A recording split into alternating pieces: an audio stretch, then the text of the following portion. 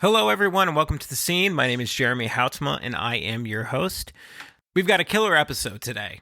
But if you're a first-time listener, let me say welcome, and please check out our other episodes featuring band members from American Football, First Seems Forever, May, Hopesfall, and many other bands. My guest today is Joe Marro from the bands The Early November and HelloGoodbye.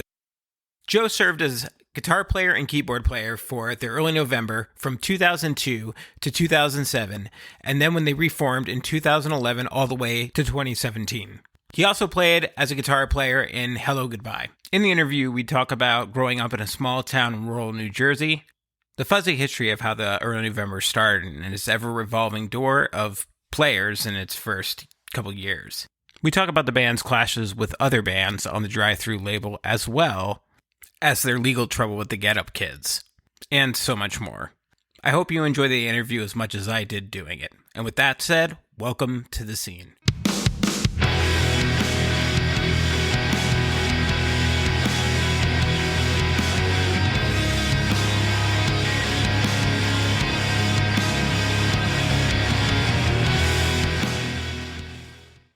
Hey. Hello.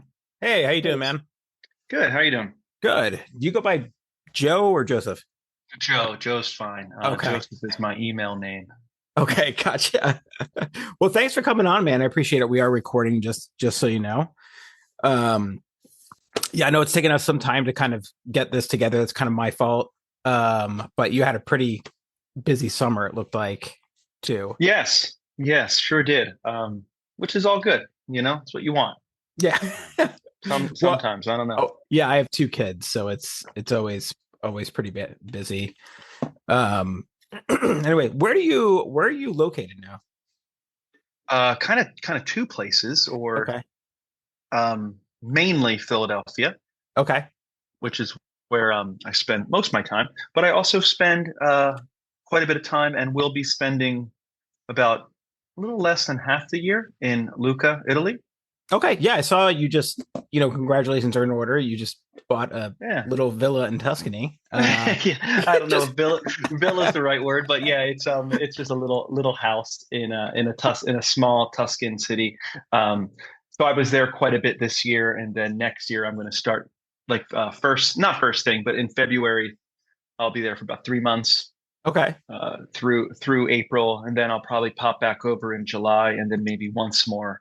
So kind of like under 6 months. Then it turns into a tax. Yeah. Totally. Does Italy have any sort of like rules on Airbnb or any of those things too? Not in most cities, no. But this was an Airbnb, or it was a rental, and it won't be while we have it. It's just going to be like a family. Okay. Like I bought it.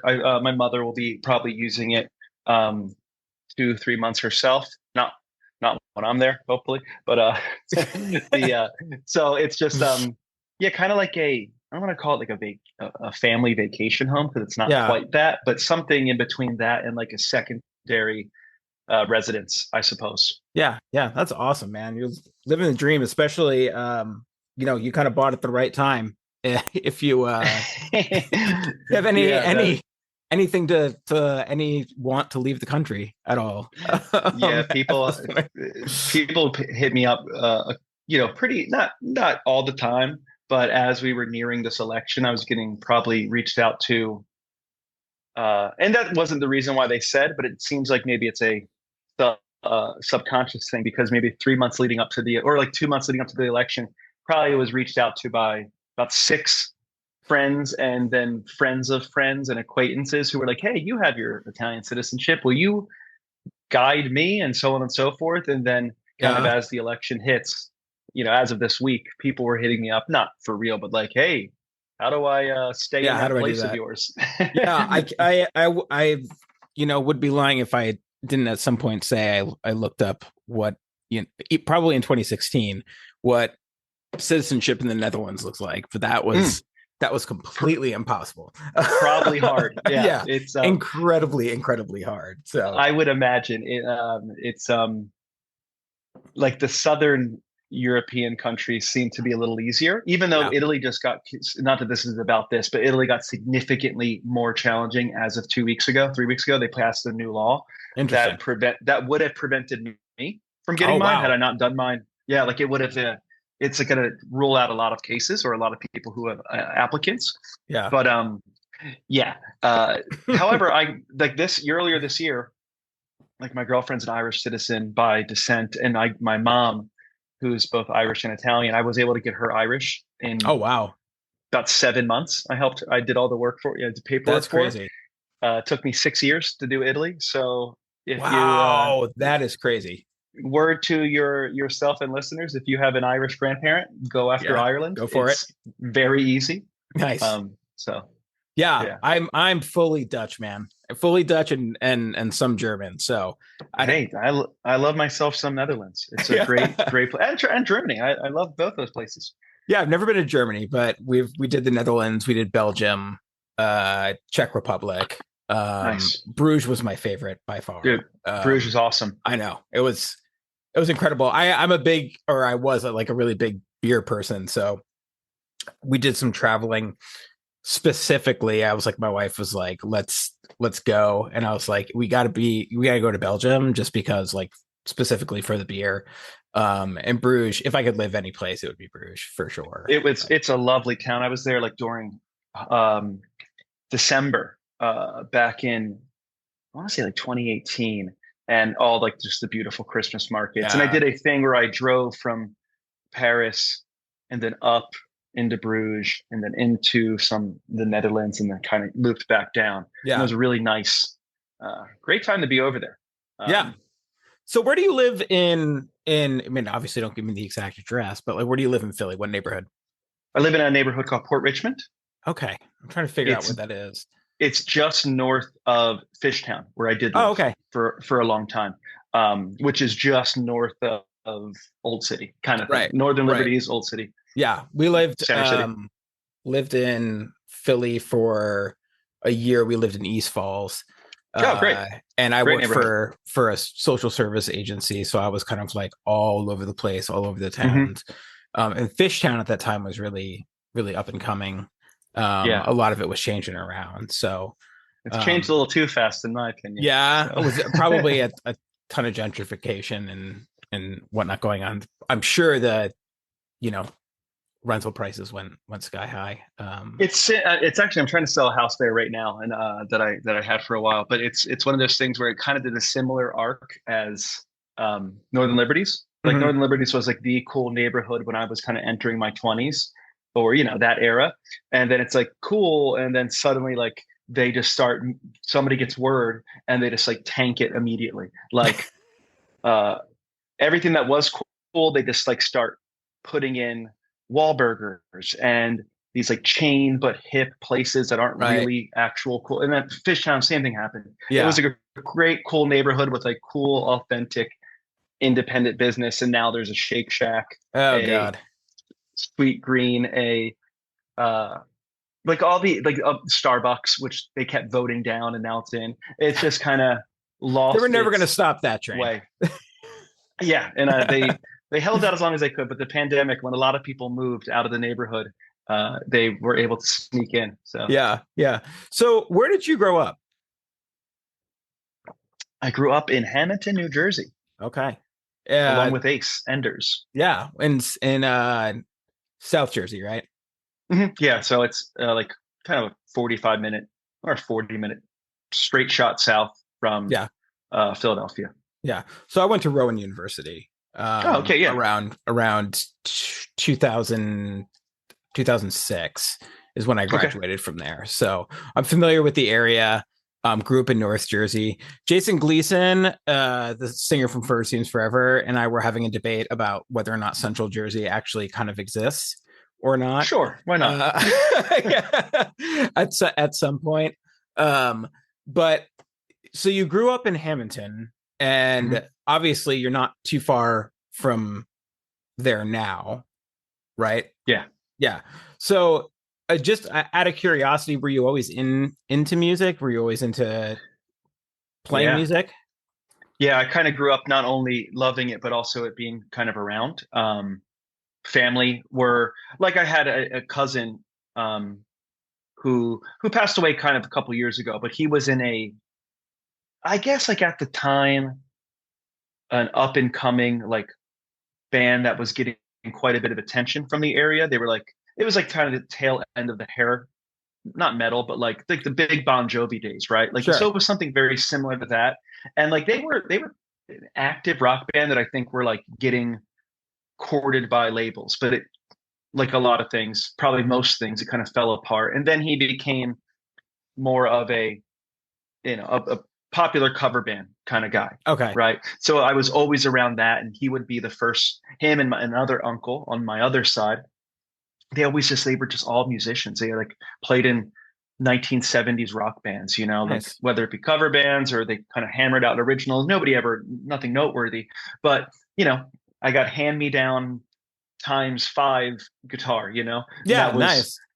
the first guitar. And, I would remember being able to listen, just like go to a practice in like That's wherever awesome. that was and just kind of listen in and sit behind a drum kit, and just be like, Yeah. what the hell are all these things? Yeah. Um, so it was always just like a very, this is everywhere, always. Yeah. What was your first guitar? Do you remember? Yeah, I do. Wait, crap. Okay, yeah.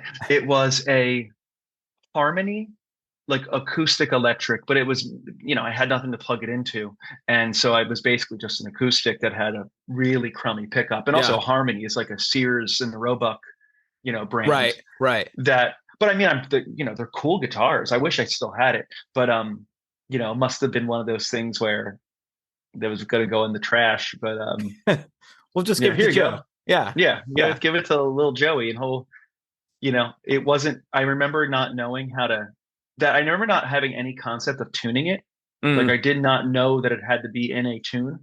So I just thought you had to line up the pegs, nice. Like, so God knows what was going on until, so I was You playing a probably very, found some like alternative yeah, open tuning. very, very advanced. And then somebody, I think it was my cousin who I mentioned, who was like, kind of more legitimate rock band, who was like, let me tune this for you. And I was like, all right.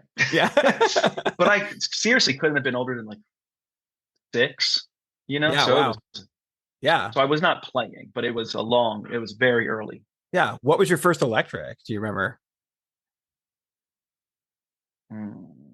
Yes, I do. I mean, I think it was just like a classic.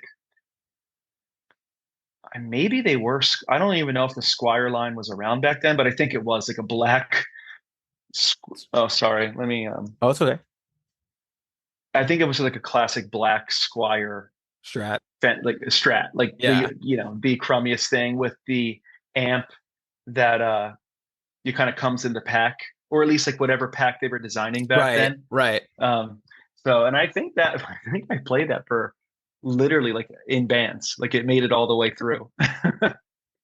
You got to go with what works, man. Like not everybody can afford like a Gibson Classic or something, a Gibson No, Studio. It used to enrage me when I saw like uh kids who were just starting out and they would have like an American Standard Strat, and like I'd be playing like some Yamaha and been playing for years but just couldn't afford it. I was like, good on them, but dude, but when the early November was playing our first shows, like in basements and in like VFW halls, I had probably the most like decent piece of gear, which was a Gibson The Paul 2, which is like a slim down Les Paul. And I only got that because there was a flood in my house, like the basement, like a pipe burst, and there was like insurance money kicking around, yeah, and all my music gear got wrecked. So my mom was like, "Here you go, like here's your $700," and I went and bought that. nice. Um, and that was the nicest piece of gear. Jeff was literally playing like a CB drum kit, which I think is like sold at like Toys R Us, like for like Wow. that kind of, or like it was like a store brand or something. Ace had God knows what, like it Yeah. was like the jankiest gear of all time. But yeah, we were always like, look at these guys rolling in with with road cases, Right. and like Right. and and A Marshall. Wow. We're Right. playing like crate, whatevers. So when did you guys start? I mean, so did you grow up with Ace and Jeff Yeah. or okay. No, so it's funny how maybe this is this way in North Jersey, but in South Jersey, it's like where it's a little more sprawled out Yeah. here because it's like these more rural farming communities. Um, so even though the town that Jeff and Sergio were from, they were from neighboring towns. Um, is like nowadays I look at it and I'm like, oh, that's literally like 12 miles away. Right. Before driving, it's like that may well be the next state over, Yeah, yeah, yeah. So Ace and I grew up in Hamilton. He was one grade above me. We became friends kind of early high school. We knew of, I worked together at McDonald's. So that's Nice. when we became sort of friends, but not quite friends. Um, and then only post graduation, I'm talking literally the year after he graduated high school, did he meet Jeff and Sergio, and who knew Sergio. So, and they were literally, like I said, two towns Right. up the expressway kind of Right. thing. Right. Well, I mean, like North Jersey is very similar. No, it's not actually. Forget that. Forget that I said that. That was a mistake. We like North Jersey is very compact. So Hmm. like I grew up in Midland Park, New Jersey, which is like a little over 1 square mile town. It has like two traffic lights in it, but it has its own high school. But like if I stepped from my house, if I went one or two houses down, I was in the next town. Hmm. So like Ridgewood was like right next to me, which is where Buddy Nielsen's from. Went to high school there and stuff like that. So I mean, people knew each other, but it was very compact, and it was still, I would say, a little bit insular, even though everything was Yeah, so close. And the scene, I got into the scene up there a little bit later than most people. But like when did you guys start playing together? that is like such a nebulous state that like we can't ever really pinpoint. And also like we kind of, to be honest, like move it around based on what makes the most sense for whatever given time. We're like, oh, it's the Yeah. 20th anniversary of whatever. Right. But I would Yeah. I would say kind of the very beginnings of it. Let me try to gather my bearings here. I would probably say most likely '01. Some Okay. version of it started. And it probably went through like three variations. Back then, a year felt like forever, Sure. Yeah. Yeah. So I remember, some version of it probably started in '01, and then it didn't kind of solidify until probably '02, Okay. because the band wasn't around very long before getting signed to Drive Through, which Yeah. was a complete like uh fluke. Yeah. I was gonna ask about that. I mean, was this usually were these some of Ace's songs that he had written and you guys like accompanied them, or was this like you guys wrote stuff together in the beginning?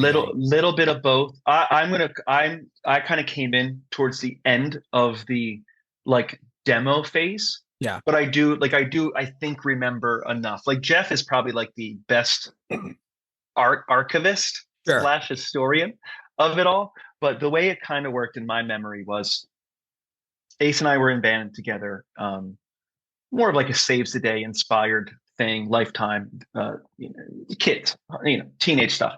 Um, that band kind of split up, whatever that meant. We probably Yeah. played 8 shows. That band split up. I started like a thing that didn't really do anything, and then Ace started a thing that became, well, he started the June Spirit, which was kind of getting quite a bit of attention, but they kicked him out and replaced him as singer real early on. Like they Yeah. did one demo and then they didn't like it. They replaced him with a different guy. Um, sorry. Actually, Ace just texted me something. Let me see what he said. Okay. Um, I don't know where the song. I think then Ace just had needed a. He bought like this like crummy recording equipment and his parent, and then he set up like a small studio in his parents' basement where I think he was just like hammering out all the songs, but needed a drummer. Met Jeff. I don't know how. Yeah. I'm not sure. I think through Serge actually, because they both worked at a video store, Okay. or like Serge would go there and rent videos. I guess this is how old this is. I know, seriously. Met Jeff, who ended up playing on like the very first demo, which I think the only song that got used was Every Night's Another Story. Yeah. I come over Ace's house to like just, not that I want to curse, but can you shoot the shit? Yeah. Can you say that? Yeah. Yeah. Okay. Like just come over to catch up. And then he's like, oh, let me show you my new stuff. And he played me like a couple of the songs. I think like, or maybe a Shala Rock was one of them. Like, whatever, and then Every Night's Another Story, and I was like, take off the headphones. I'm like, you got to let me in this band. You have to let me in this band. And he's like, okay, sure, why not? But by that time the demo was done, and like I probably played like the first or second show. That wasn't like a three. They played like a TLA Battle of the Bands as a three-piece, and I think I was like, that was probably show one. They probably played one more, and then I probably played the third one. Yeah. And everything up in that point was just songs that were floating around. We didn't kind of get into the writing until the EP. Okay. Yeah. What is, post Drive-Thru. It sounds like the scene in South Jersey at that time was pretty big. It was kind of runoff of what was happening mainly in Central Jersey. Okay. Yeah. And North, right? So, and also the PA suburb and the Philly area, but mainly at that time, not Philly, it was more the suburbs. Like the starting line were from who were like, we used to play shows with the original version, which was the same members, but just called Sunday Drive, which is what we named this. So, but that's PA suburbs, not like Philly at that time was far more like punk. Like we weren't going into the city to play. We were going to the city to watch shows. Sure. Like we would see Saves the Day at the church or whatever. But also Saves the Day was playing the Burlington Elks Lodge. Right. At that time. But it was at that time, the theme that like we were going to shows in were like Lane Meyer, Go Real Slow. What the heck were they called? A lot of stuff. Like, do you know Joe Polito? I don't know. Joe Polito's still involved in booking, but he was like just like booking a ton of shows at like the Derby Firehouse. So like Central. Yeah. And then of course like shows up in like Edison, New Jersey, like we would drive up there, but that was a million miles away. Right. Right. South Jersey was happening, but again, it leaned more hardcore. Okay. Like kind of screamo hardcore stuff, which like we were definitely into, just like not stuff we were playing. Yeah. Yeah. So did you guys hit North Jersey up too a bit, or was that just way too far? No, I think like the furthest north we played before things really we started playing more was in like, where would it, like Burlington? So that's not even north. That's still south. That's like the bottom of, I would say the very top of South Jersey, because next is Trenton. I consider Trenton to be the bottom of Central Jersey, Yeah. So same here. we didn't make it too far. right. So you guys get together, you start playing songs together, and how do you get the ear of Drive-Thru? This is all, it comes down to Jeff and Ace's then girlfriend, now wife, Jen. I remember I was in college. I didn't finish. I went to 1.5 semesters because I screwed off the whole time. But I remember just making a list. I was the one that was like, okay, I want to send it to Drive-Thru was on the list, but it really wasn't what I was listening to at the time, to be honest. I was like Deep Elm, Saddle Creek, kind of more traditional, like emo stuff. Yeah. Obviously like Vagrant. I'm just kind of running through a list of labels. And Drive-Thru was the one that I was like, I don't really like it. No, I don't really know many of these bands. Sure. But it was the one that Jeff and Serge in particularly, like I was like EVR, like we got to be on equal vision, right. along with Saves the Day and Fairweather. That was like and Ace, like that was our favorite stuff. We were a little bit older. So we kind of obviously knew who like Phoenix TX, but I had no idea who Finch was like at all. I never heard of him. I knew who Newfound Glory was, Right. but didn't really know a lot of. I knew who the Movie Life was, but I don't even think they were on the label at that time. But you know, so it was they. Jeff was like, I want to send it the drive-through. Made a VHS tape.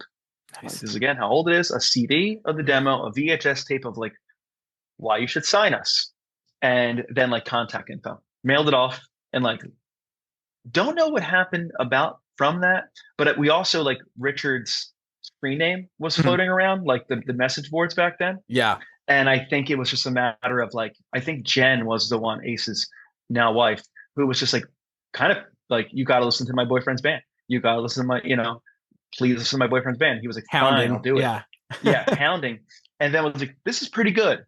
Like, let me talk about this. And then uh, I remember one thing like kind of led to another. And the next thing you know, we're like up in, where was it? Like East Brunswick, which is where Mhm. they would always stay because they were from Jersey. Yeah. And when they would come back to be on the East Coast for whatever business, they would always stay in this like one hotel in like East Brunswick.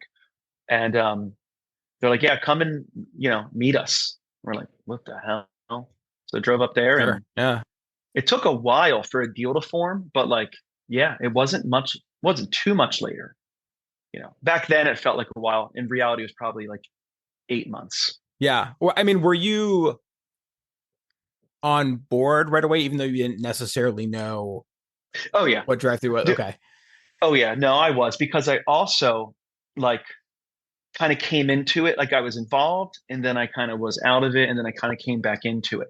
There was a lot of member changes. Like me Yeah. and Sergio were in and then we were both out.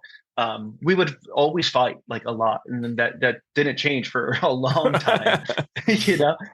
But like the constants were always Ace and Jeff.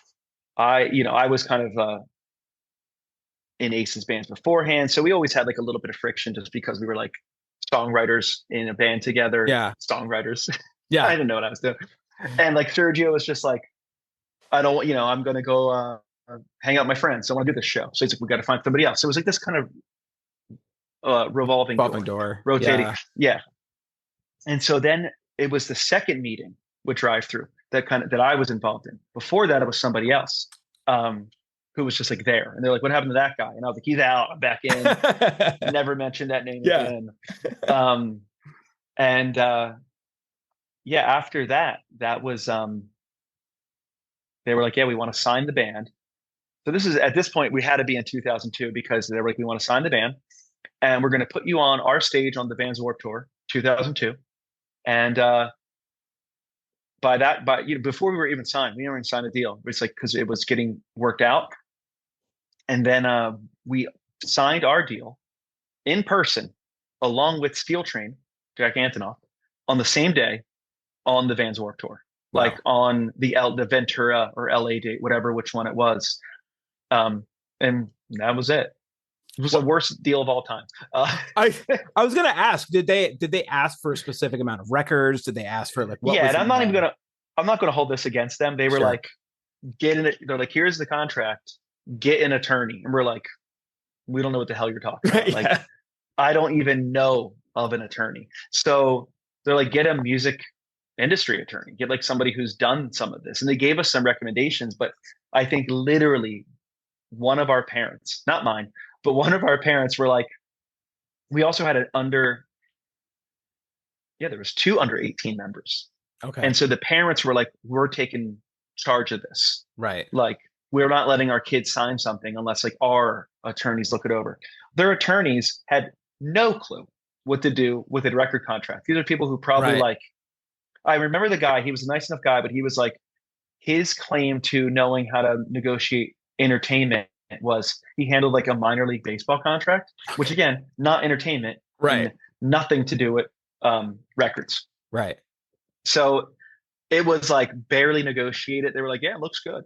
Or like basically signed like a, boilerplate agreement. Right. Right. uh, so yeah, but And what did you it guys didn't end up really matter. Yeah, in the end.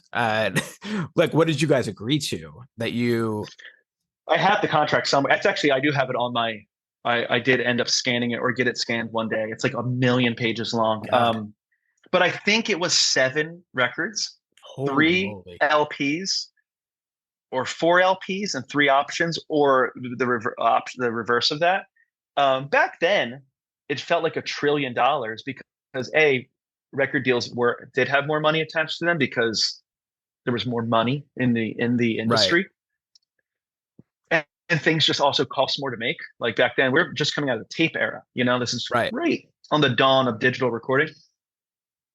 So the budgets to us, we were like, well, we recorded the last demo in literally a basement, and the one before that in a shed. So yeah, this is work. Mhm. Like great. I didn't know what marketing budgets were. Didn't know what marketing was. Didn't know what advertising budgets were used for. We're just like, Yeah, yeah, sure. You guys made taking not Newfound Glory in Midtown famous. Do that for us. right. Like, and our best friends, or not our best friends, but our good friends, the starting line had just signed and just released, that the first EP. So we're Yeah, like, sure. They had a real lawyer yeah. though. So their deal was better than ours. But yeah, I don't actually hold that against them. I'm just like, yeah, we didn't actually do our due diligence. So we I signed mean, who we signed. yeah. I mean, how old were you guys? Ace was the oldest. He was 20. I was 19. Sergio was 18. Jeff was 17. Wow. Yeah. I mean, So does any, we had one member who had to get the parents to look at it. yeah. I mean, does anybody know what they're doing at at Yeah. those And ages? also we're Right. like, kind of speaks to South Jersey. It's like not an excuse, but I think had this been now, you can be literally from anywhere and the information's available to you of like what Right. looks, you know, this is this was unprecedented for Right. our small farming community. Like Yeah. I think there was literally like an article in the newspaper, like our local Hamilton Gazette was like, local band signs big deal, and we're like the first ever Yeah. to ever do this from our town. And so uh, everyone was just like, yeah, sure, looks good. A label in Hollywood, LA Yeah. wants to sign you guys, And I do mean, it. playing Warp Tour too. I mean, Yeah. is a big deal. I mean, there's a video of you guys playing Skate and Surf Fest, Yeah. like when you guys are Not good. really well. I think the bass player looks like Squints Palladorus, from the Sandlot to me. Yes. Um, So that was that again, revolving door happened up until basically the room's too cold because wow. me and like this again, me and Sergio did the Warp Tour, and then we both left slash got kicked out of the band right after, and then other members came in, and then I came back, Wow. and then there was another, then Sergio came back, and then it solidified to just be like, this is the four. Right. Um, yeah, it was just like a lot of because we rolled our van on the first tour. We flipped Wow. it in the dead like so. Our very first tour, that Warp Tour, we flipped our van in the desert because we had never driven. Like we didn't know how to handle these drives. Right. Like we brought a friend to help us drive, and we were in a van, self-driving. Every other band's in a bus. It's also routed for a bus. Right. Like some of these drives are like 13 hours overnight between dates, That's and crazy. you got to get there. Well, not 13, but like 8 hour drives overnight, where the load in each morning is like 9 a.m. because of how early it starts. Doors were at 11. Wow. It's a Yeah. crazy thing, and it goes to 11. It's an absolute insane concept to try to drive. Um, and this dude that we brought, literally a childhood friend of me and Ace's that we brought to drive, fell asleep at the wheel. Jeff woke up. He was woke up in time to yank from driving off a cliff, and then we just flipped the Whoa. other way, and then we roll the van 2.5 times, land sideways. Um, we go and live at the drive-through house, not the house they lived in. They fly us out to Atlanta, and they say, or Jersey, you're going to pick up a van, and then you're going to drive down to Atlanta and start the tour again. You idiots. Yeah. We Before that show even happened, we left that van in a parking lot, and didn't even know that you're not supposed to pay an attendant. So we paid a random guy and left our keys with him. which is how you do it in Philadelphia. Right. And that dude stole the van. Oh God. So we're talking in the course of 1 month of being signed, we rolled Wow. a van and then literally gave one away, with all the gear in it, with all of our belongings. So needless to say, or whatever, at the end of that first tour, we were like, I don't want to do this. This is Right. Oh yeah. horrible. Yeah. I So mean, you there don't even were, really have time to process the fact that you like almost died. yeah, no, it was so insane. And yeah, like that 2 months of our lives, we come home and we're like fighting. This sucks. This was your, finger pointing, who's the blame, whatever. Yeah. So like Sergio and I are out, and then we kind of, again, as the way it was, we kind of come back and like, okay, this makes more sense for the four Yeah. of us. Did you make that choice yourself to kind of leave, or was it? It was pretty, I would say, I didn't want to leave, but I didn't want to do a certain. I think there was a number of things we were like obligated to do, or the band wanted to do, that I was like, I don't want to. I don't want to do this right now. Like, I think I probably needed some sort of, like, I want to take like a couple months and Yeah. not. But like I think the other guys were like, let's just hit the pavement again. Yeah. And I was like, I need a second. Yeah. Which I think in hindsight, like, totally makes sense, but also we're also kids, like Right. that stuff doesn't affect you the way it does, Right. when you're older. So I think we probably just ended up fighting about it. And Ace was like, well, just don't be in the band then. And I was like, all right, fine. So it's like one of those things where it's like, you're being told not to be in the band, Sure. but you're also walking away. Yeah. But also I think that lasted probably 4 months. And then I was Okay. back. They actually, Ace, I'm rambling here, but on the next tour, I wasn't playing guitar. This other dude was, but they brought me on to sell merch because they were like, we still want you to be on the tour. And I was like, fine, Like, Was that weird, or was that, Yeah. like, just, yeah, It not was being just up like, there like I said, it was such a revolving door in that first year that it didn't feel unnatural. It's just like, yeah, you do it now, I'll be back. It was like spite. We're all spiting each other. Yeah. I don't want you to be in the band, but come on the tour anyway. Well, I don't want to be in the band, but I will, like that kind of, Yeah. that I kind mean, of from thing. an outside perspective and just listening to the music, and I think I saw you guys on tour with Further maybe at one point. Gosh, the guy had to be third tour. Something like that. I was in Yeah, go ahead, sorry. college. No, I was in college, all the way out in Oklahoma I'm at gonna the look it time, and up. I think we went to Dallas.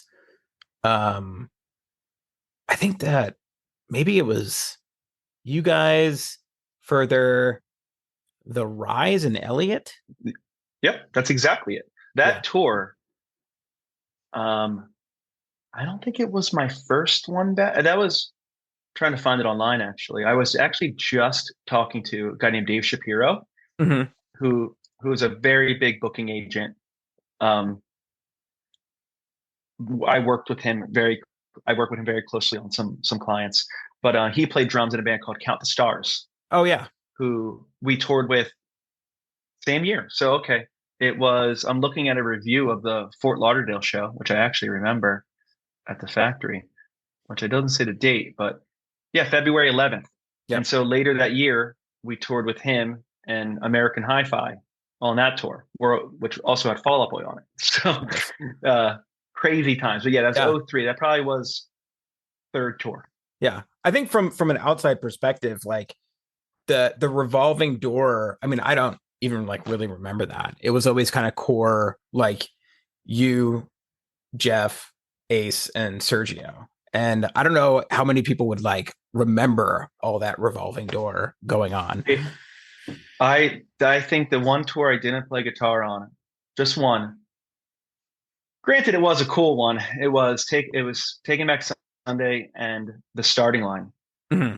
as direct. This was when Taking Back Sunday was playing like Old Bridge nightclub. Like that was the Yeah, biggest yeah. it got. Like and they kicked out that one guitar player about 80% through, and they're like, "Will you finish out the last like week of tour?" And I was like, "Yep."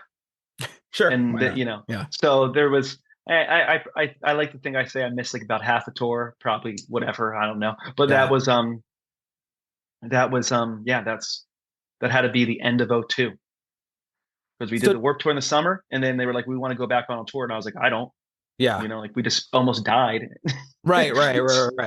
Yeah, it's not So all it's cracked up to be. I mean, I think people think it's, say people, but myself, even being a musician, being in bands and stuff like that, who never went on tour, it's like this glorious thing that people think like it is. And I know from talking to other band members that like it's fun and everything, but there's a lot of problem solving. There's a lot of things that go on. There's a business side to it that make it maybe not as enjoyable, or it's also like unless you're in a bus, it's like painfully boring a lot of the sure, time. You spend the majority of your day getting to the place. right, And I mean, like I'm not against, obviously, like I make my living off bands touring now for the most part, like as a manager. Like if we have, there's other revenue, but still touring is still number one as far yeah, as revenue goes.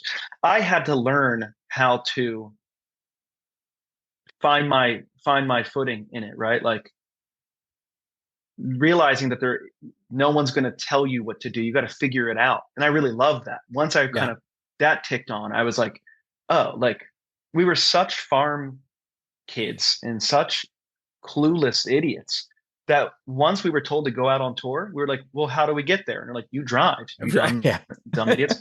How do they know that when we're coming? You advance the show. right, How? Via email. Back then it was phone. right. But like, how do you know where to stay each night? You got to figure that Figure it out. out.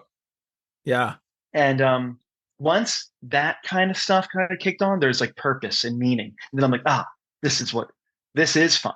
And then I became like the tour guy. I was like, yeah, I was always pushing us to tour, where I had to kind of right. fight the other guys to be like, um, you know, we want to stay home. And I was like, no, we tour. Did you guys think? Did you play on the EP? No, No. Okay, so you didn't I record the I plan. I wrote on it, but didn't Okay. play on it. Okay. And John, who played, that was so let's just say tour plus the probably 4 months I missed. One monumental thing happened, which was the recording of the EP. Yeah. And that was a dude named John Dubitsky, who's a great player, way a million times better than me, but didn't come from like I don't know, like J Tree Records, Jimmy Eat World like background. So like the parts are like not some of the parts I played like that. Ace was like, here's what Joe played, play that or whatever, or maybe Ace even played it. But some of the stuff that is on there is like definitely he played, that's his part, and I Yeah. did not play it when I joined. I Yeah. was like, I'm not playing that. Yeah. I don't have a whammy pedal or whatever it was. That's not punk. That's not, Yeah. the Promise Ring would not use those. Yeah, I So was gonna say, what did you guys, was there a specific vision in mind that you guys had of what you wanted the band to be or sound like? that EP is a little hard because all those songs were kind of like, like I said, like banked from Ace not having a band. Right. He like wrote those tunes, and then he's always been a very kind songwriter to where he's like, here's the song. He always comes with it was never even a question of what does this go to. We would sometimes be like, maybe the bridge should go here, but it was always a well-formed skeleton. But it would always be like, fill it in, like dress it in the way that you see fit, as long as it doesn't Mhm. suck or whatever it might be. Which I think was the absolute strongest point. Once we got into doing the full length, that's when you can really tell like everyone is kind of on the same influence now, Yeah. or like we're now in the van listening to music together, discovering things in real time. Ace and I always kind of skewed the Promise Ring and Jets to Brazil, the Getup Kids. So that era of emo. Yeah. Jeff and Serge were always the little bit more of the pop punk stuff. Like they showed me, not a great reference these days, but like Brand New, Right. Taking Back Sunday, The Used, Finch, Glassjaw, like the more heavier and also I would say younger more pop leaning stuff. But then there was always like in the middle, it's like the Jimmy Eat World, like Right. the Right. the be all and all Yeah. kind of thing. Yeah. Yeah. So that was always like the guiding light. And like also Thursday was kind of firing at that time. So we're like the EP is like a little more energetic. And then you can start to see some more of the, I think, older influence in, at the very least, The Room's Too Cold, which has a lot of strings, something we love, Ace and I loved from, Jimmy Eat World Records and whatever. So what was it like listening to that EP for you, knowing that you'd written some parts? And I thought my issue still to the day with that EP is not the parts or the songs. It's I think that's just like the performance of it. Nobody knew what they were doing. So I'm not saying anybody played like poorly. I just think it was like, it lacks the energy that that the live show had. And I'm like, these songs are so much more energetic live. Yeah. It feels like tempo is lowered, and maybe just like because they were young, I certainly did not play well on the recordings I did. But like didn't really know how to like give it all, like really perform it. It was just like, felt like muted performance. Whereas when you play those songs, like I Want to Hear You Sad Live, it's a rocker, there's like, it's popping. On the EP, it's just like kind of stepped down quite a bit. It's kind of muted. I just didn't love the production. I do think Chris Badami is an excellent producer and did a great job later. I just don't know if that one was the best one. Were you surprised that the EP took off kind of like it did? Oh yeah. But I also had no frame of reference of like what success was, or like what truly the biggest I thought a band could get was like the Getup Kids. I didn't know, like, and was pretty big for the time, but I was just like, yeah, you play the church in Philly, and if you can sell it out, that's the biggest a band that I could ever imagine to be in would get. Yeah. And so, when you started seeing like Finch and Newfound Glory, like being on TV, you're like, oh my God. Yeah. Obviously we weren't on TV, but we were like, we kind of got like, we skipped a million steps. We got like as popular as probably my favorite band did in 1 year. We were selling like probably the same amount of tickets as like, not the Promise Ring, but like not too far off, playing the same rooms. Braid, like bigger than Braid, or like as big as Braid, one of my favorite bands of all time at that time, in a year. And we were like, this band's been doing it for 10 years. Yeah. How are we already, when we took Hey Mercedes, the post Braid band, on tour, and we're like, how are they going to tour with us? We're like, will you sell more tickets than them? We're like, shouldn't it be this way? This way, Yeah.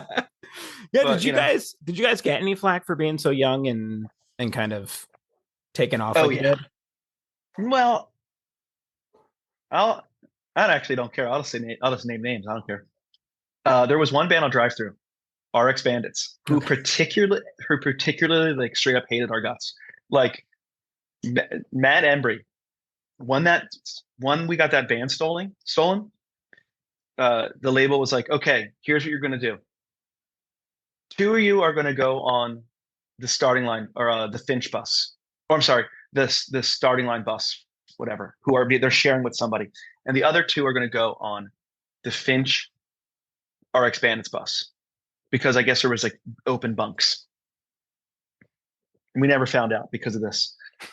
Ace and I said, okay, we'll go do the RX Bandits bus. We go on, we knock on the door.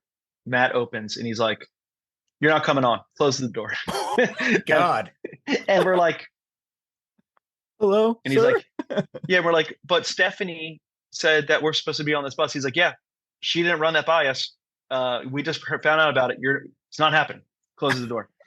And then there was like another time where like we brought that up, and we're like, why wouldn't you let us on or something? He's like, straight up don't like the band. We're like, all right, fair enough.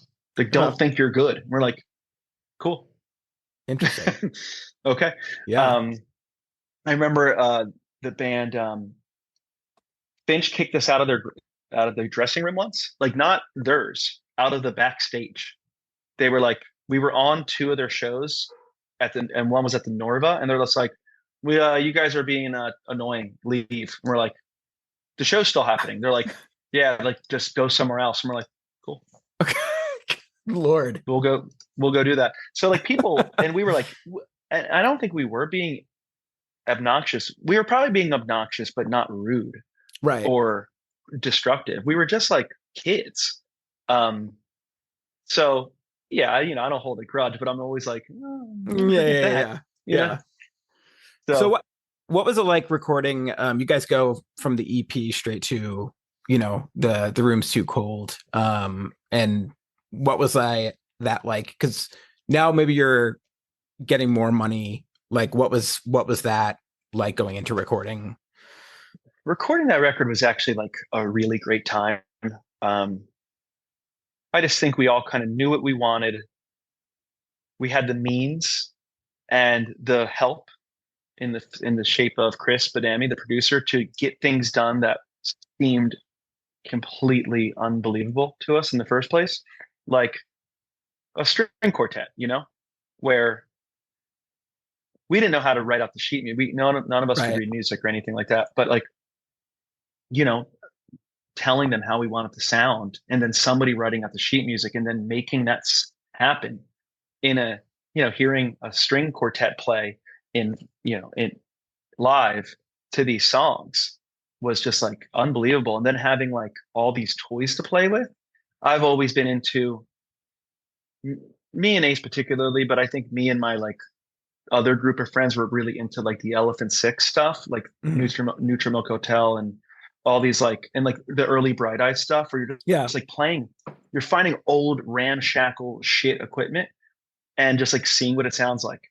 So, detuned Rhodes pianos and just like weird. We tried to get, 20-year-old version of us experimental.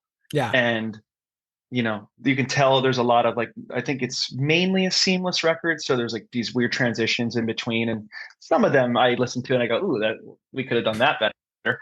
But some are also just like cool, fun, weird things that we just had the time and the allowance to do. Like someone just said, yeah, Yeah. do To be whatever you want. creative. Like, Yeah. yeah. Like I think at that time, this sounds insane to say, and I don't mean any knock at my own band or the record, but like at the time, we were probably like the most indie leaning thing on the label, Hmm. like we're like uh, that's not saying a ton, but like we weren't, in our opinion, a pop punk band. We played, we had elements of that, but we also had elements of like loving the early Saddle Creek stuff and the Yeah. Cursive and like these more kind of especially when Bill got involved, but that was a little bit later. But like, Modest Mouse and like these other influences that I don't think the other bands were super concerned about. Yeah. It was maybe they liked them, but you know, I thought we were there. I think Drive Thru kind of looked at us as being like, you go be our Jimmy Eat World, like get a little experimental in there. And we're like, love to, thank you. Cool. Yeah. So yeah, it was a really fun experience. They weren't all that way, but that one was. Yeah. Yeah. Yeah. I mean, all right. Get Up Kids have been mentioned quite a bit. There's a big thing, obviously, about Baby Blue and that song.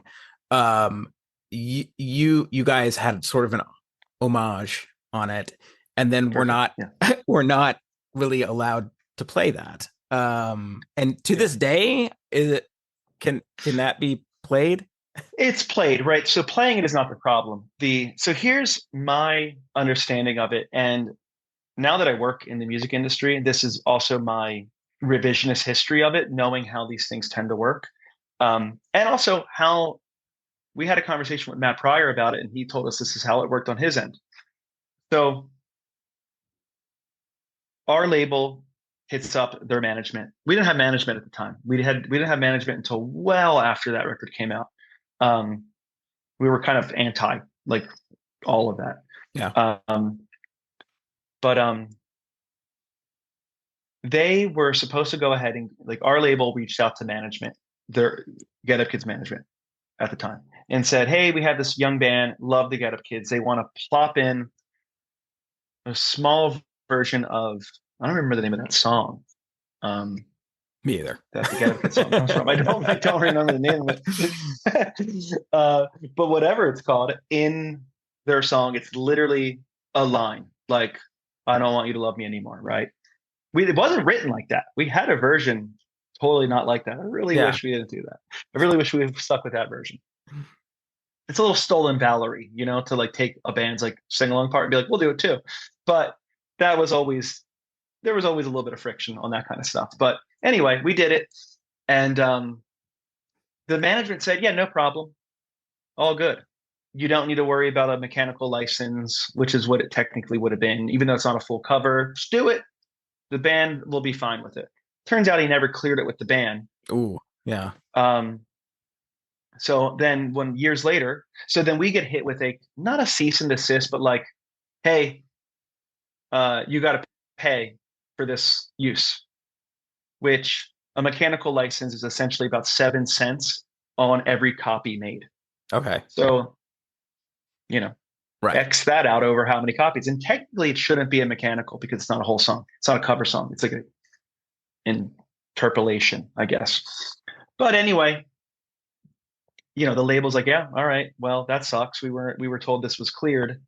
And then we had to pay all this money, or at least like we didn't fit personally, but the label's like, yeah, we got to go and pay this bill because we already made 150,000 of these things or whatever. Yeah. And we're like, that sucks. These guys are suing us. Turns out they never, like, that's an area that's not true. They never sued us. They're just like, that's what you do. You know, if you want to cover a song.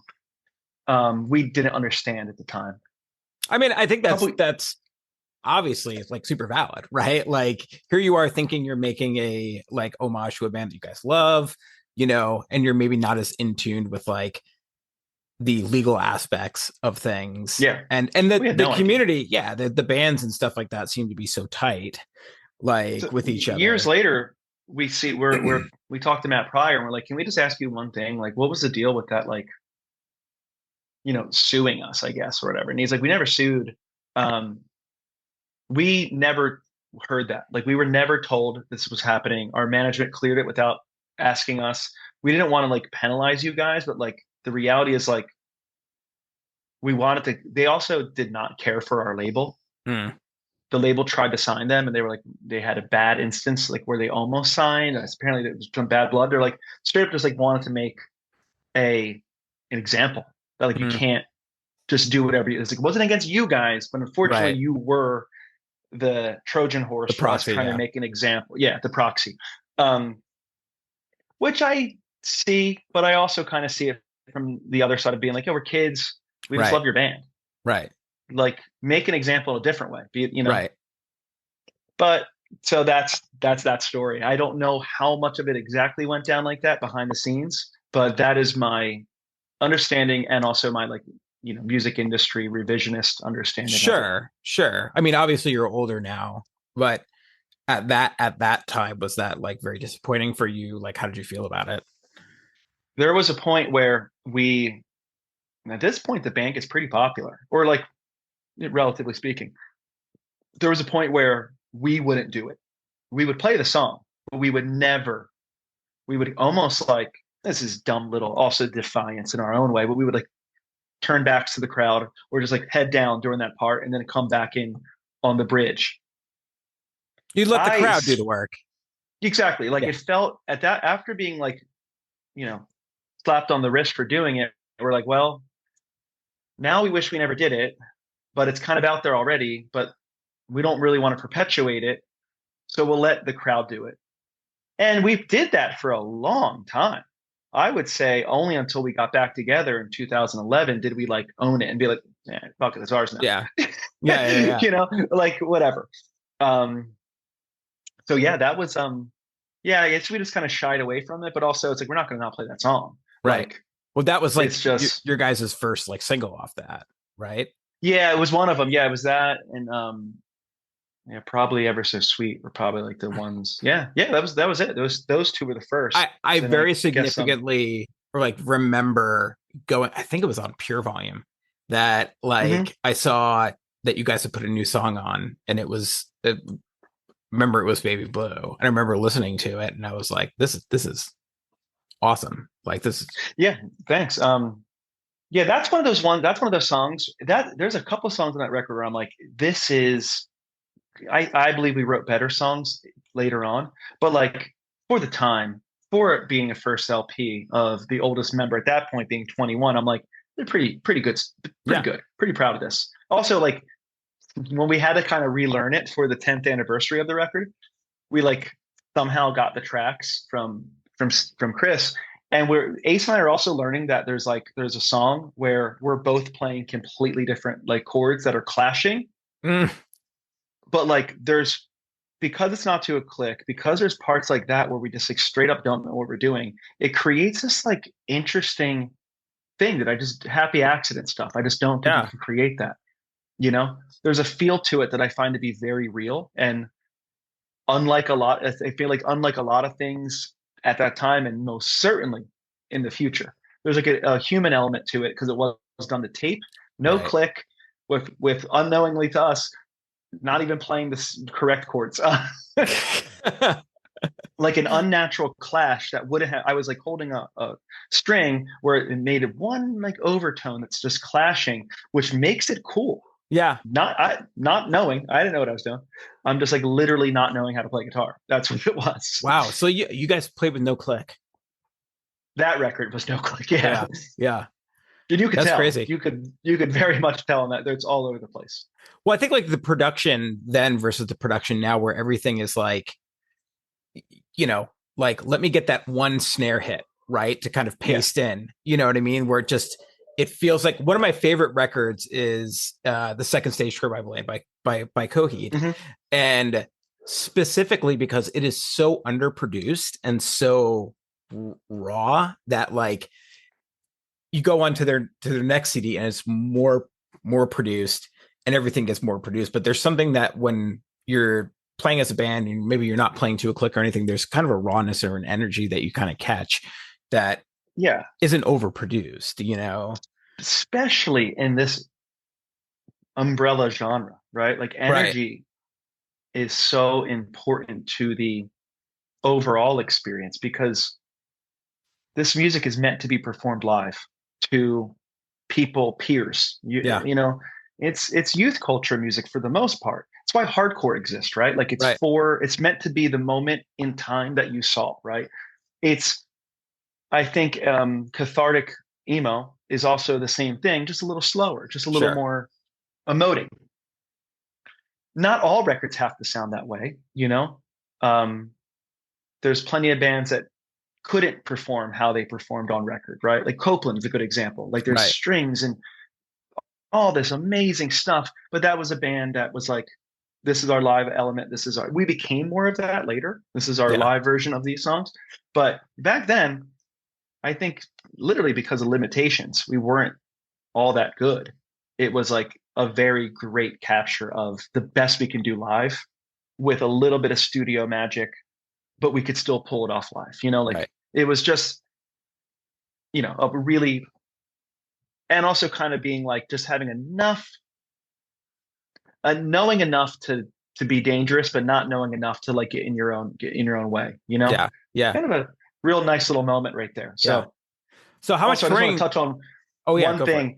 You mentioned the second Coheed record. I just want to mention that The Room So Cold came out the same day as the second Oh Coheed record, really? the Transatlanticism by Oh Death God. Cab, Yeah. and Hey Mercedes, Every Night Fireworks. All those records came out on October 7th that Interesting. year. And I remember being like, going to a records. We were on tour. Death Cab was playing down the street, Nice. and we finished our set, ran to go see Death Cab, and we're like, and bought all those records on the same day. It was an incredible day for music, at least in Nice. my Yeah. space, Yeah. No, that's awesome. That's my crazy. world. So I mean, how much did you guys tour off that the room so cold? I feel I would love as a winter project to like actually get our touring history, like find it somewhere or like do it, piece it together myself. It felt like we were on the road for 8 months, Yeah. like maybe more. The Drive Through Invasion tour alone, which is what that record came out on, was 2 months long. And then it went right to the UK. And then we headlined on it. We supported on it. It felt like that record cycle, which is usually about 18 months, was like 4 years long of just nonstop touring. Yeah. Um, so just a ton. It was Yeah. nonstop. Loved it though. It was great. Back Yeah. then it was just like tours were longer back then because you didn't just do nowadays it's like it's very common to do a major market tour and then a B market tour. Back then you weren't making the money to get to the next major market. So you would do Philly and Charleroi and Pittsburgh and Toledo and Cleveland, and you would just do all these things. Yeah. Just show after show. Yeah. Just it's how you see, how you see every corner of the country, Right. It's awesome. Yeah. You don't really see that much anymore. Yeah. Yeah. I mean, we'll talk about that later just because what you're doing now. You guys then go on to make a very ambitious three Yeah. three disc, but basically like 3 album set. Yeah. The Mother, the Mechanic, the Path. I remember hearing about that. I was like, holy shit! Like that's bananas. What was it like? I mean, how did you guys even come up with that kind of idea for a record? Not everybody was on board. Let's just say that much. It was so Ace had a theory, and he's right in a lot of ways, but we're talking post after Room So Cold's out and does its, makes its mark. Yeah, we were doing well, but so were a million other bands, right? Yeah. We all kind of rose up, and I'll just kind of rattle through some of them, but like Census Fail, Fall Out Boy, ourselves. Starting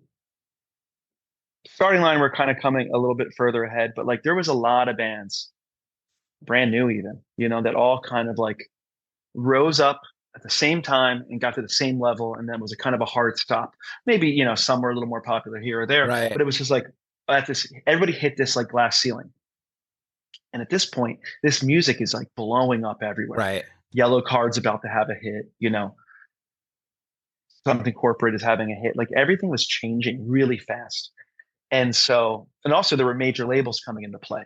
And Drive Thru was always under a major label. And they were flirting with picking up either Census Fail. They already picked up Starting Line because they were ahead of all of us. But they were like, we're going to pick up Starting Line or Census Fail, maybe early November, maybe something else, all from Drive Thru. Is this EMI? No, it was at that time it was Geffen. Okay. Before it was MCA, but MCA folded and was acquired by Geffen. So, and that's at this point Gotcha. we're at the Geffen days. So like we signed an MCA contract that was like a derivative or a subsidiary. Drive Thru was a subsidiary of. So at this point, Geffen's coming into play, and they're taking meetings and they're taking us out and whatever, and they don't pick up the band, and we're sort of heartbroken because Sure. We didn't really want to be on Drive Thru at that point any longer. We kind of started to see the limitations there, or at least like the issues there. But Ace then had this theory. We still weren't much far behind. We're like, all right, well, we could still be successful on this label. So Ace was having this theory, hey, every band's going to come out and essentially do their next record, which is going to be assumingly what you would expect it to sound like. Let's go the complete opposite way. Mm-hmm. And let's do let's do everything. Do folk music. Let's do harder rock music than we do. Let's do like traditional, like Americana. Let's do more weird and strings. And then, which all those things I'm on board with. It was that third record where I was like, what's that? What are we doing here? And we're in some weird territory, man. Some weird territory. And that record, that record was a complete nightmare. Awful. There's a whole version of that record that no one's ever heard that got scrapped. So the third record, the songs, I believe, are some of the band's strongest songs. If we would have boiled that down into like one LP, mama. And I don't like shy away from that record, but I'm like, damn, this was kind of fumbled here, like, or at least like in hindsight. I'm like, I don't know about that third one. I was never very comfortable with it. Yeah. So, yeah. So like, did you guys? I can't remember. Did you guys tour much? Well, how was that record received? lukewarm, mixed. I would say mixed. Yeah. It like so by this point, like I remember a spin review coming out and I gave it a 2 out of 10 or something. It Mm. would like panned it. The fans liked it. I don't think they knew much to. I don't think people really knew what to make of that third one. I have people who have still told me to this day, love that record. Never listened to that third one. Put it Yeah. on, tried to get through it once, wasn't sure what was going on. But I love the other two. Right. That's kind of where I sit. I'm like, these other two are really good. There's some of the strongest material on it. Um, I think the outcome of it, and I think the uh, friction that it caused while recording it, and also just like how hard it was to record, definitely caused the premature end of the band. Yeah. Because we put it out in 06, we ended in 07. Yeah. So, you know. Yeah. I was gonna say what happened, because you guys went on indefinite hiatus, or at that point. Yeah. Like what how did that kind of start to, I guess, kind of end or fall apart? I'll boil it down to like what the previous couple years, an almost nonstop tour schedule. So everybody was kind of burnt out. Ace had just gotten married, so he got married young, but like in general, like that adds new elements of uh, everybody kind of like. At first, we were kind of kids coming out of high school. We had no obligations. Now, I purchased a house pretty young. Ace got married. I was in a relationship now. We were all kind of like now becoming small adults. And we're like, we're burnt out on touring so much. But the record didn't do enough to kind of like seal the deal, to be like, well, now you don't have to tour as much because now you make more money. Now you play bigger rooms. Then we kind of just we scaled up the rooms, but not in a way that was like monumentally different to our lives, So a little bit of money factored in, being like, if you're going to make money being a band, well, you got to have to tour as much as you have been doing, maybe a little bit less. And I don't think anybody was kind of up for that after the nonstop gruel of the first two releases. And there's also just friction, right? Disillusionment. I think also just like, wow, we put a lot into this and like, not really sure if it's a success or not. Right. And if you're not sure, then it's probably not. Right. It probably sits. I think it found an audience later. Yeah. But I don't think it was. Obviously, it was a lot to digest. Like I don't think people were like, "Hell yeah, it's here!" Right. Put it on the radio. Like I think we made a lot of big swings that, in hindsight, were probably a little too risky, or like a little too. Like the first single was "Hair." Right. I wrote that video treatment and co-directed it. That video costs $45,000 to make. Holy! That'll never happen today. Like that won't. And like that being the first single was more of like, we got to go left. We got to go left of center because everyone's going down the middle. Right. We got to go this way. It should have been any number of other songs. Decoration being one. Right. No Good at Saying Sorry. That should have been a single. That sounds like a Lifehouse song, Like it's a great song. It shouldn't have been the I like the song, but the weird like circus pop song, Right. Like so it was just a lot of big swings, a lot of like being different to stand out, but not necessarily connecting. Yeah. Did you have a lot of direction from the label about what they wanted, or was it kind of like free reign to? It was free reign. At this time, our relationship with the label was starting to get pretty weird. Yeah. And at this point, HelloGoodbye had really been like the new, just kind of took off with Here in Your Arms. And they were always supportive of the triple disc concept. But I think they kind of saw it as, and this is just conjecture, but I think they saw it as like, all right, these guys are not going to take the route we think they should. So let's just temper their let them do what they want.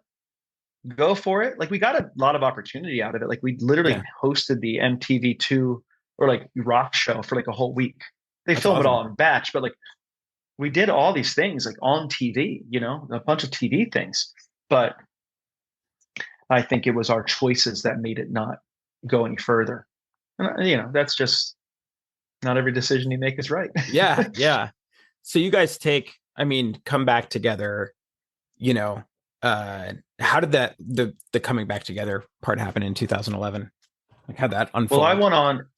Ace went ahead and did a ton of recording and writing. He signed to another label, put out at least, well, he definitely did the Ace Enders and a Million Different People record. I joined Hello Goodbye 1 year later. I worked a regular job. Um, Jeff and Serge got jobs, like regular people jobs. Well, Jeff went back to school, actually went to school because he never went in the first place. Um, Ace stayed touring in his lane. I stayed touring in mine. We actually went on tour together on a Hello Goodbye tour. And then little by little, and there was a 6 year gap. Yeah. Or so, 5.5 years. Little by little, it started to seem like, oh, there's another generation of kids coming up that look at these records differently than, the the people we were playing to at the time. Or they seem to have found quite a bit of fondness that Sure. maybe wasn't immediately there. So, you just start to hear from people being like, oh, you should play a show, And so then we decided to do one. And biggest room we ever tried to headline at that time. And it sells out like almost immediately. And What was the room? It was the Electric Factory. I was gonna say the Electric Factory, yeah. And so then we put on, I literally have the posters right here, where This is one of them. It's the second one we put on sale, which is Starland. And that one also sells out. Yeah. And we're like, okay, well, it was never meant to do a record. This was also the era of a lot of bands from that wave coming back. Hot Water Music got back together.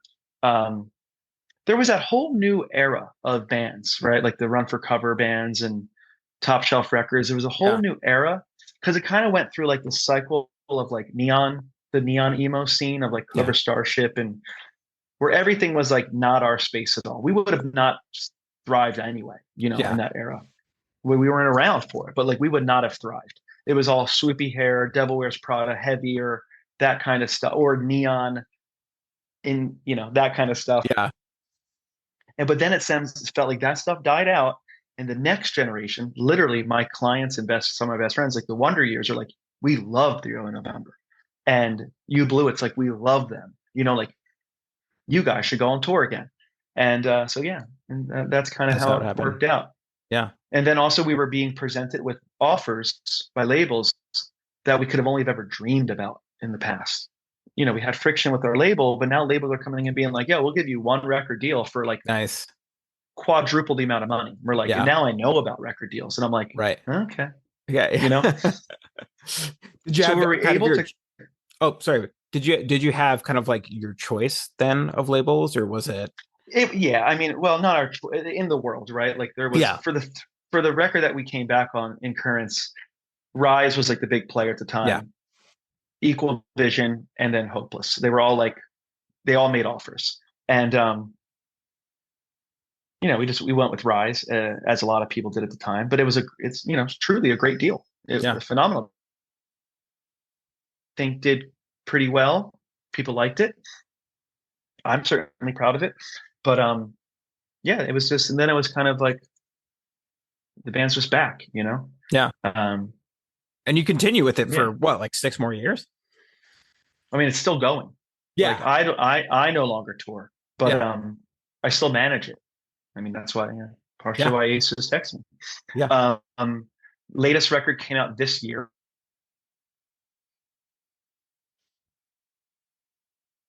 Yikes. Oh, sorry. Oh, good. All right. May have been my internet. We're back. And we're back. Okay, cool. Latest record came out this year. I don't think there's going to be much more happening for a little bit, but like there's going to be something, you know. Yeah. Um, there's going to be a show in December with our old friends, the starting line. Yeah. so I mean, they just so played I'll Furnace Fest too. yes, Furnace Fest, and then there's a kind of one of those cruises going out with Yeah. So weird, the man. yeah. I got two bands on the. I have a band. I have early November on the cruise at the top of the year. Then I have a band on the Coheed cruise at the end of the year, and next year. It's so when I say weird, it's just like the cycling back, right? Now we're all like 40-ish, and you know, like there's a nostalgia factor that is there, obviously, for hearing this music, and you just see this kind of resurgence of Warped Tour and yeah, yeah. I mean, I have really mixed feelings about all of it because now everyone's back, right, and there's really no reason for anyone to go away anymore. Like right, it doesn't. No one needs to break up anymore. You can just like stop for a while then come back. What it means is there's never been more out there all going after the same ticket. right, And then you have these festivals like I just 3 weeks ago I was at Best Friends Forever in Vegas, which is like the elder emo one with like American football. yeah, We Sunny Day Real Estate. My company had three bands on that. And then I went back for the next weekend and did When We Were Young. We had the Wonder Years on that. And it's like very different eras, right, but like not that far apart. right, Really. right. Like we're talking like 5 years in gap here of like these bands were active then and these bands were active 5 to 10 years later. Yeah, And what it seems like it's doing is it's hurting the bands who are going out and hitting clubs because they can go see all of them right, at once instead of like, and also you're playing to an aging fan base that is in their late 30s, 40s who can't go to 5 shows a oh week god, anymore. yeah, yeah, You know, yeah, you're probably the target, for sure, these things. Your demographic, and you said you have kids. That's the client base now. right, That's the demo. right, Um, and I'm not suggesting that you particularly choose between these bands, but if you're like, we want to go see, I'm going to go see Saves the Day and Census Failed, that tour's happening, or am I going to go see Anne Berlin and whoever, or am I going to go see the Early November and whoever, right, or Armor for Sleep? And it's like they're all touring at the same time. right, It's too much, yeah. to be honest. In some ways, I think for me, just personally, it's also there are bands that I want to preserve in my mind as that era of my life, like where I kind of describing it as like, do I want to see them older and more like how do I want to preserve that memory, if that makes any sense? Like there's like, seeing certain bands in their quote unquote heyday and then re-seeing them 20 years later. Like there's a part of me that just wants to keep that memory as it is and as like a fresh memory and not hone in on like an aging band that came back. You know what I mean? Does that make any sense? No, for sure. And I'm also, it's not only does it make sense, it's also like kind of in the proof, there's like Yeah. diminishing returns. I think the Early November has done quite a good job of making good and relevant music and not just relying on just the pure nostalgia thing, but also they've been back together now longer than they Right. were ever apart and even around before. So, but it's not necessarily the easiest thing to find new fans when you are a band from that era Right. / from that age demographic, whatever. So you do run into this like unique problem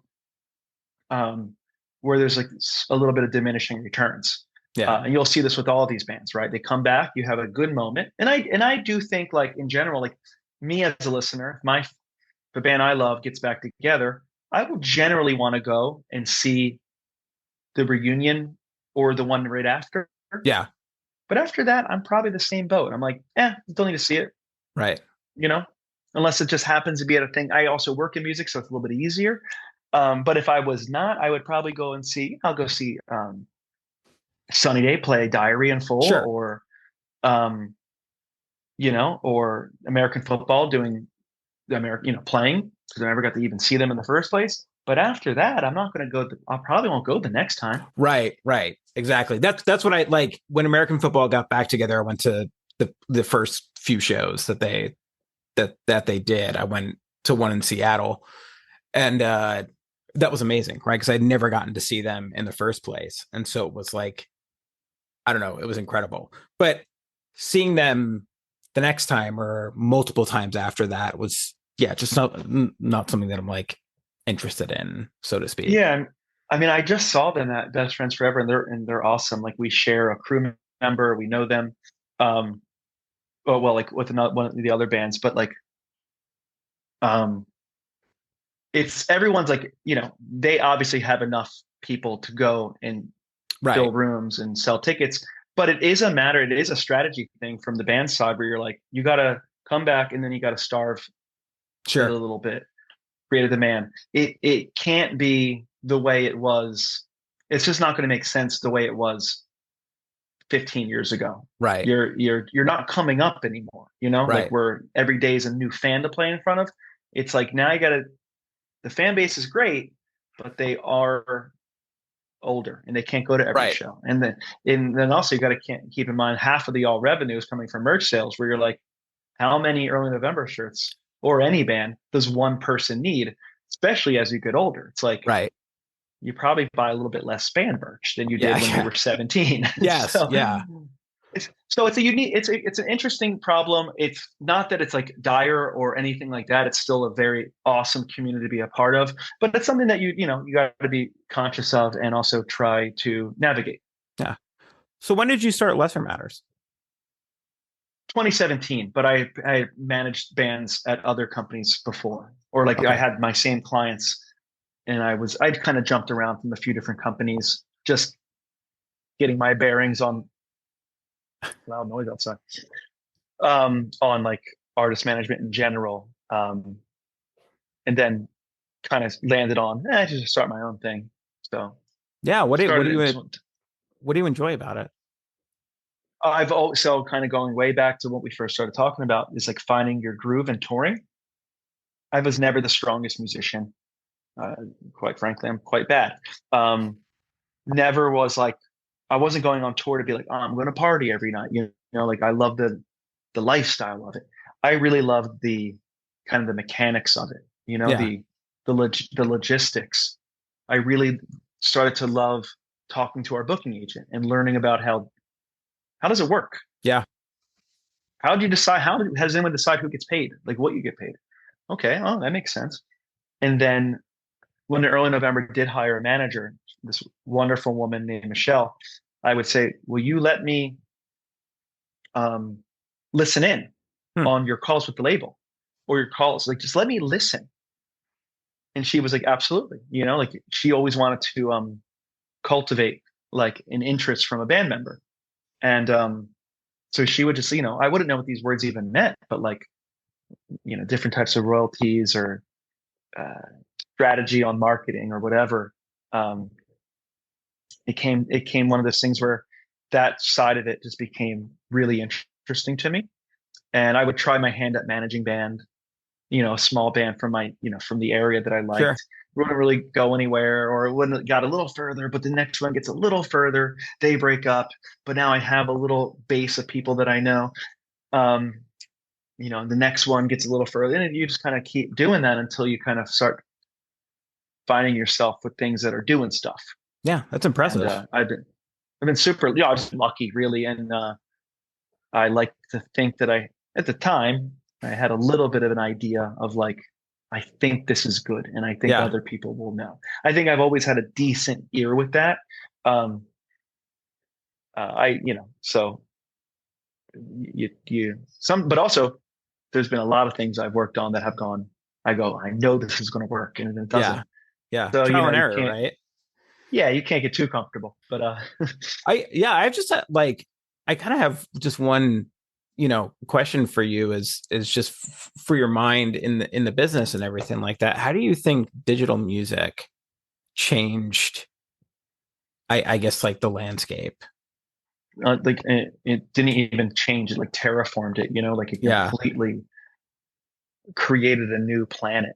um it, and I could say I saw it every version of it, right? I remember when our label was like, "Hey, there's a new thing out there called iTunes," and you're like, "What Right. the hell's that?" People are going to want the music without the packaging. Right. That's Okay. crazy. Yeah. And then you start using it yourself and you realize the convenience, it's all you always convenience based, right? You're like, whatever, I'll still buy the CD, which I'm sure the people who were involved in vinyl, Right. before that, which is now back, but also Huge. Yeah. ending. It's huge, but also 30% less than last year. Oh, It's like interesting. that bubble is bursting as well. Because now it's just so much all the time. But I can't even begin. It's probably there's going to be we're still in it, right? It's still changing so much. It's changing at an exponential rate where iTunes comes in, and then you're like, okay, that's one thing, and then iTunes gets kind of sidelined by you know uh, Napster and like illegal Right. file sharing. I'll just call it. Yeah. And then the thing to combat that is the streaming platforms, right? And now the streaming platforms are kind of getting hit by the social platforms, Reels and TikTok. And we're like, Right. and the reality is the people that get the worst of it every single time are not the tech companies. Right. It's that there's less and less and less and less money going to the creators, right? Right. So none of it looks good for the artists. It only iTunes was maybe the one that had like a fair, like, hey, this makes sense. You don't need to make products, so you're saving money. So we're going to pay you a lot less, but like you Right. don't need to make anything. And you go, okay, that makes sense. That makes sense. But ever since then, it's just been they'll take less, give them less, Right. Right. and now the future, which I'm only going to, pontificate on, is like now the next big thing we're going to be up against is like straight up AI.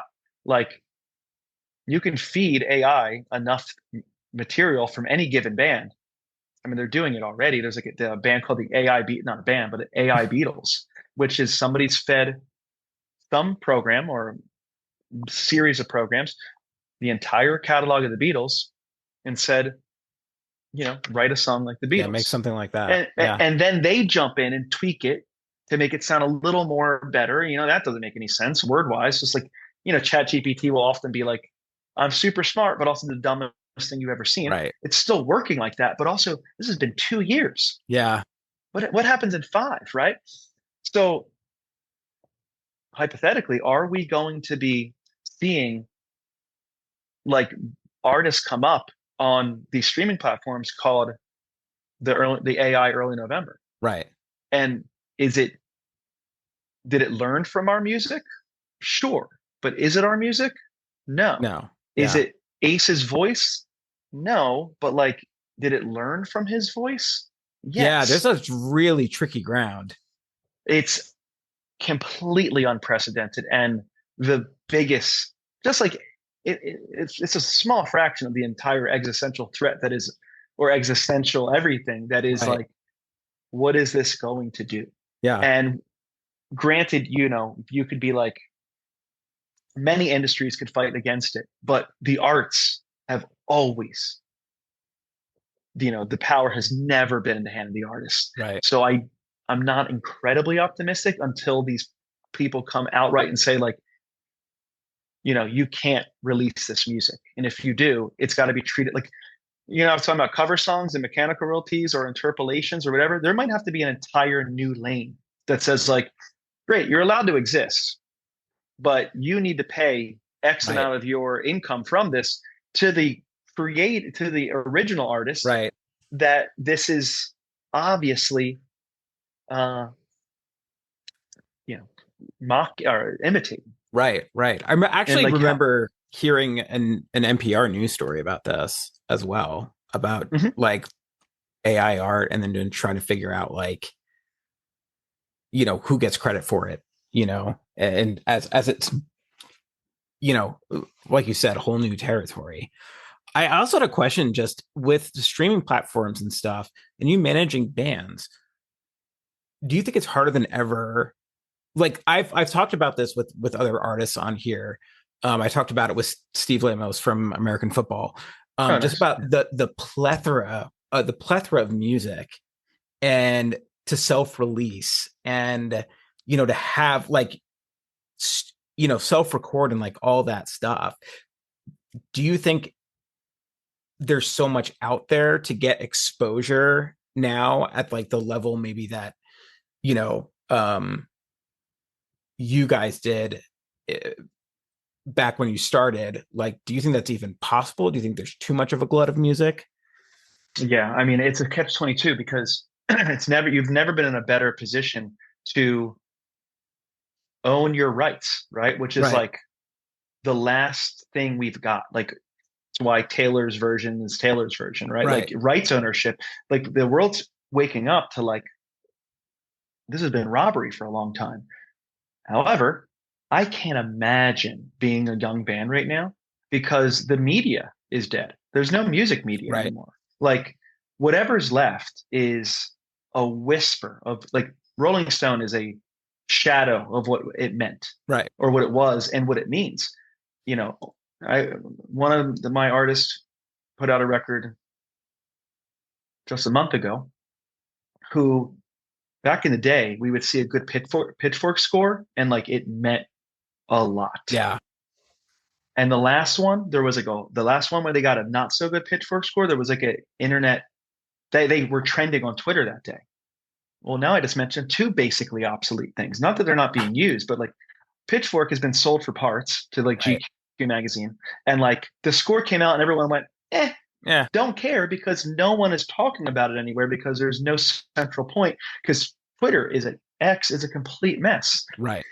So you can't even if it's a property you own, like your social handles, you can't even communicate with your own fans. It's literally like either got to pay for it or broken.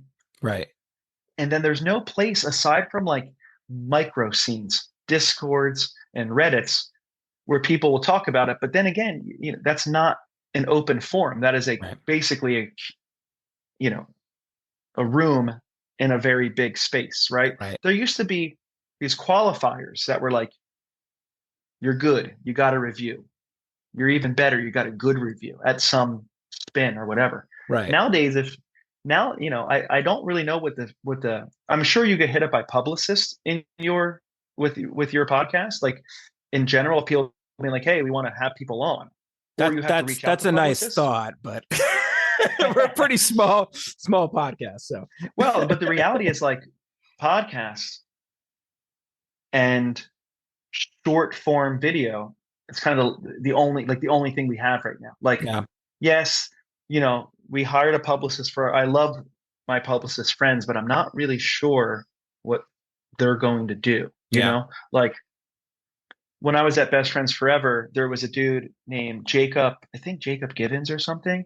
He does like kind of like these short form TikToks and whatever, where he'll just cover music. And he was at the festival as like media. And then I saw him out and I was like, oh yeah, you got to go see Foxy and whatever. He's like, oh, I love him, whatever. And then I see a video he puts up of interviewing Mannequin Pussy, like here I am. And I'm like, this is now MTV, Right. like, but no knock to him or a podcaster, but like the reach on his channel and even like one of the most popular music podcasts isn't a fraction of what like Rolling Stone meant, Right. Oh yeah. 15 years prior, or Pitchfork meant, or even Stereo Gum meant. It's now everything has been kind of diluted into so many micro places to where like how does any one thing gather enough, right? It's like collecting an endless amount of Pokemon to like right. Or like let's just say you have it to build you used to be able to just be like, get a few of these places on board, get enough fans, get a record label, and now you're one of the bands. Well, now it's like you have to collect 100,000 different pieces to be like, look at us. I got to go viral on TikTok by doing some absolute cringy thing of like some trend. There's artists out there.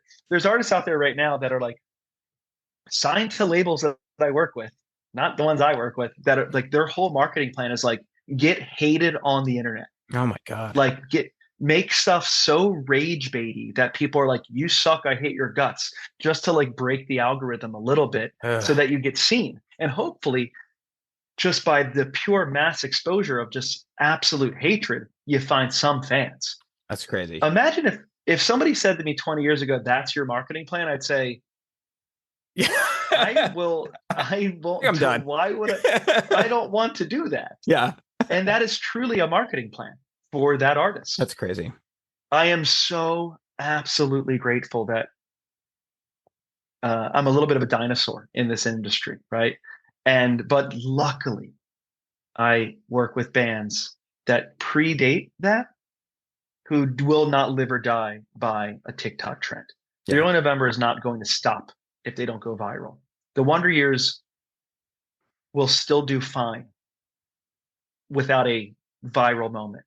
Would it help? Sure. Yeah. Will I say no to one? No. But like, we're not out there trying to do it. Like, it's not a thing we need to worry about. And luckily, even the youngest artist I work with, a band called Sweet Pill, is somehow circumventing all of it. They're just like doing well without doing any of that, because I think there's still enough people. My hope for all of this is that with all of this, everything becoming more and more online, and with now you can't even tell what's AI and what isn't, or like you soon won't be able to. And like, to me, the currency is authenticity. And luckily, like, that's the only thing I've ever understood, was like, is this artist, whether or not whatever they sound like is kind of the secondary, but like, are they authentic about it? Is it connecting with people on a real way? And that has always been easy to tell, right? Because I've been on stage and I've seen the fan and I've had that exchange. And that's an exchange that luckily I don't see going away anytime soon. Yeah, that's awesome. Last question. So, who's a couple bands you think I should be listening to? All the ones I work with. The Early November, The Wonder Years, Foxing, Sweet Pill, Wild Pink. The other bands we work with, La Dispute. Let's see. Those I'll just have to name drop all of those because of obvious reasons. But those are all good ones. Let's see. As I get older, I listen to more and more music that is so far away from the genre I work in. Not because I don't love it, I do. It just actually helps me love it longer. Yeah. So I listen to a lot of very old jazz and classical. Days. Bill Evans. Just listen to Bill Evans. He probably died in 1984, but you can listen to Bill Evans. I listen to a lot of, in our house. Vince Guaraldi is always playing. Nice. It's perfect time. There's been a lot of cool records that he's been on with like Stan Getz, and what's the record he did with Yao Gilberto, the bossa nova guy. I love that stuff. Yeah. I love the more we move forward, the more I look backwards. Yeah. I mean, one of my best, it's actually his birthday today, Forrest from HelloGoodbye. I spent a couple days at his house in between festivals, and we stood up till 4 a.m. just listening to jazz, the different versions of singular jazz songs. Like, here's Bill Evans doing it in 1959. Here he is doing it in 1963. Here it is in 1971. Just hearing all the different variations. So that's awesome. It's funny how I do think there's going to be, that's the pushback that I see and hope happens, where we start to look at our things and go, I need to like reconnect with being human too. Yeah. So I hope that portion starts to level the scales a little bit. Yeah. Well, Joe, thank you so much for coming on. I really, really appreciate it. And I also wanted to thank you just for the music that you've made as well, which has meant so much to people. And I hope you realize that. I do. Thank you. So the luckiest guy in the world. So I believe. Well, again, thanks for coming on, man. I really appreciate you. You have a good rest of the day. Thank you. You too. And this is great chatting.